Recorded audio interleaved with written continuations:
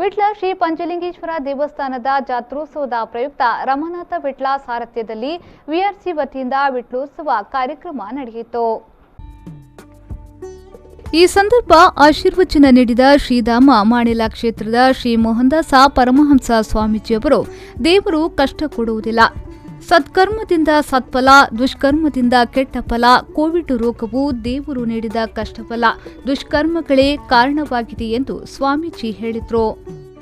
ಆಚಾರ ವಿಚಾರ ಶುದ್ಧವಾಗಿರಬೇಕು. ದೇಗುಲಗಳ ಪ್ರಭಾಲಯದಲ್ಲಿ ಕೆಟ್ಟದು ಮಾತನಾಡಬಾರದು, ಜಗಳವಾಡಬಾರದು, ರಾಜಕೀಯ ಮಾತನಾಡಬಾರದು, ಇನ್ನೊಬ್ಬರಿಗೆ ಅನ್ಯಾಯ ಬಯಸಬಾರದು, ಇನ್ನೊಬ್ಬರ ಒಳಿತಿಗಾಗಿ ಪ್ರಾರ್ಥಿಸಬೇಕು.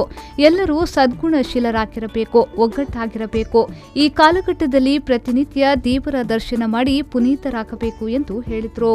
ಈ ಪ್ರಾರ್ಥನೆಗಳು ಮನಪೂರ್ವಕ ಸಮರ್ಪಣೆ ಮನ್ಪುನಂಚಿನ ಕಾರ್ಯಕ್ಷೇತ್ರ ದೇವಸ್ಥಾನ ಉಲೈ ಪ್ರಮಾಣ ಮನ್ಪುನಾವಡು ದೇವಸ್ಥಾನದಲ್ಲಿ ಬರ್ತದೆ. ದೇವರ ಎನ್ನ ಮುಟ್ಟದ ಇಂಕಿನಿ ಬೇಲಿದ ಗಲಾಟೆ ಉಂಡು, ನೀರಿದ ಗಲಾಟೆ ಉಂಡು, ಹಾಳಾದ ಪಾಡು ಹಾಗೆ ಹಾಳಾವಡು ಹಾಗೆ ಅಂಚಾವಡು ಇಂಚಾವಡು ದೇವರೇಡ ದೂರ ಕೊರ್ರೆ ಪನ್ಪುನ ಜಾಗತ್ತು ದೇವರ ದೂರೇ ಕೊರ್ರೆ ಇಜ್ಜಿ ಮನುಷ್ಯ ಏನೇ ನನ್ನವರಿಗೆ ಎಡ್ಡೆನೇ ಬಯಸುನಿ, ನನ್ನವರಿನ ಎಡ್ಡೆಗೆ ಪನ್ಪುನಿ, ನನ್ನವರಿನ ಎಡ್ಡೆನೇ ನಮ್ಮನೆ ಗ್ರಹಿಸೋದು.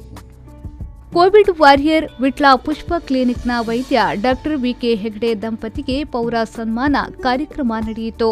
ಇದೇ ವೇಳೆ ಸಾಮಾಜಿಕ ಕಾರ್ಯಕರ್ತ ಅಶೋಕ್ ಅವರನ್ನ ಕೂಡ ಸನ್ಮಾನಿಸಲಾಯಿತು.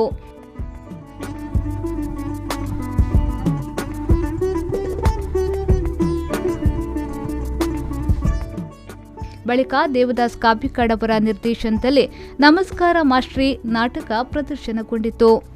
ವಿಟ್ಲ ಶ್ರೀ ಪಂಚಲಿಂಗೇಶ್ವರ ದೇವಸ್ಥಾನದ ಆನುವಂಶಿಕ ಮುಕ್ತೇಸರಾದ ಬಂಗಾರು ಅರಸರು, ವಿಟ್ಲ ಅರಮನೆಯ ಕೃಷ್ಣಯ್ಯ ಕೆ ವಿಟ್ಲ, ವಿಆರ್ಸಿ ಅಧ್ಯಕ್ಷ ರಮಾನಾಥ ವಿಟ್ಲ, ನ್ಯಾಯವಾದಿ ನಟೇಶ್ ವಿಟ್ಲ, ಅಶೋಕ್ ವಿಟ್ಲ ಮತ್ತು ತುಳಸಿದಾಸ್ ಶೆಣೈ ಉಪಸ್ಥಿತರಿದ್ದರು.